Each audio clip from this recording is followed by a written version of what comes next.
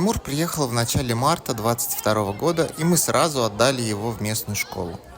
Была выбрана школа 21 мая, названная в честь Дня независимости Черногории. Здесь все школы имеют собственные названия, а не просто номера.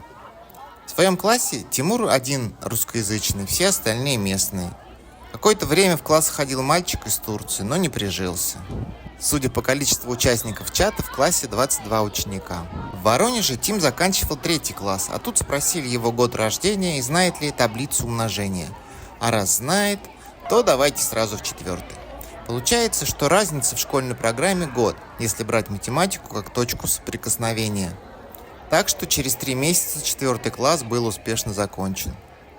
Чтобы поступить в школу, потребовалось свидетельство о рождении, табель с оценками из прошлой школы и все. Слышал, что в других школах платят небольшую пошлину за зачисление, но у нас не спросили. Позже, когда оформили бравак, то донес в администрацию его ксерокопию. Бравак нужен, чтобы в конце года получить официальный табель с оценками, свидочанство. Оценки выставляются иначе, нежели в РФ. Вроде 5-бальная система, но это настоящие 5 баллов, начиная с единицы. Получается, что оценка 2 – это удовлетворительно, 3 – хорошо, 4 – очень хорошо, а 5 – отлично. Основная школа – 9 классов, потом можно пойти в типа колледжа еще на 3-4 года и дальше на высшее образование. Учебный год начинается в сентябре, и последний учебный день обычно 13 июня. Каникулы полугодовые, 3 недели сразу. Первая смена начинается в 7:30 утра. Уроки по 45 минут, посередине есть большая перемена на перекус. Вторая смена стартует в 13. Есть еще нечто среднее для начальных классов. Учебники в Черногории каждый год раздают бесплатно, новенькие. То есть на каждый класс вот такие красивые учебники. Даже вот по информатике запакованные.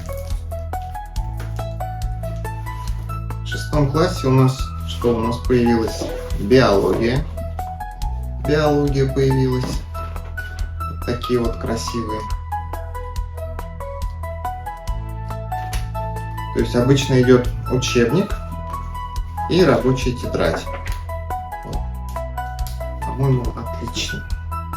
То есть биология, история учебник, это рабочая тетрадь.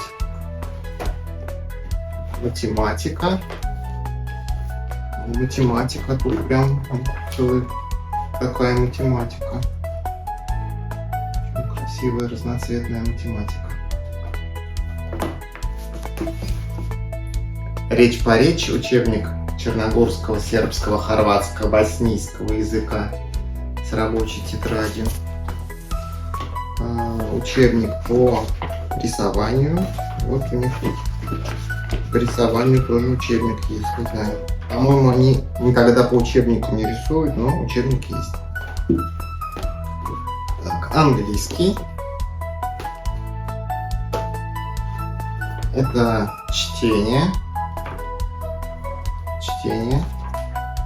Такая прям толстая книжка. По музыке учебник. Ноты. Ничего себе. И вот даже есть пианино вложенное. Бумажное. Ну, информатику уже говорил, не знаю, что они там проходят, но что-то там проходит. Обычно в черногорской школе местный язык, английский язык. И вот в 6 классе предложили на выбор 3-й иностранный язык, русский или итальянский. Мамма миа, конечно, итальян. Есть такая особенность, что во всех тетрадях, и в рабочих тетрадях, и в тетрадях от учебников, школьники пишут карандашом. То есть всегда можно стереть, и в принципе использовать этот учебник еще раз, хотя замучаешься, наверное, стирать. Но в обычных тетрадях по математике, по русскому, по сербскому, по черногорскому и в принципе во всех тетрадях пишут простым карандашом. Разные дети усваивают новые языки с разной скоростью. Тимур немного тормозит и до сих пор пользуется Google переводчиком в телефоне. Но в целом речь понимает, хотя сам разговаривать стесняется. Зато по математике он один из лучших в классе. Школа предоставляет бесплатные уроки 2 часа в неделю для иностранцев по изучению местного языка. Можно болеть или пропускать по делам несколько дней без справок. Хотя существует лимит в учебный год– 100 часов. Можно приложить 3 письменных уведомления от родителей, либо справка от врача. Но по факту достаточно сообщения учителю в Вайбере, что ребенок не придет. Еще можно оформить ежемесячное пособие школьника в размере 30 евро. Но я так и не добрался, ленюсь. Последний год даже проезд на автобусах сделали бесплатный для детей. Правда, наверное, не для всех, но кто их там считает, когда заходит сразу толпа? Родительский чат и чат с классным руководителем есть в Вайбере. Да, тут все пользуются в основном Вайбером. Но коммуникация между школой и родителями минимальная. Бывают родительские собрания, я даже сходил пару раз, но их суть в целом такая же, как и в РФ. Успеваемость, жалобы и пустые разговоры. Зато деньги ни на что не собирают. Летом можно поехать в природную школу на море. Недешево. Этим летом было за 5 дней 230 евро полный пансион. Но зато их там развлекают, а социализация важна.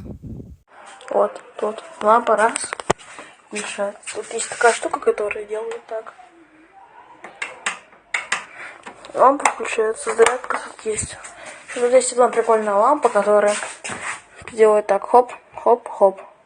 Разное освещение меняется. Телевизор не рабочий, Netflix работает. Диван, вот, кровать, балкон, который не работает. У него нет ручки. Ну, не буду показывать там. Ну так вот, в общем, комната вся.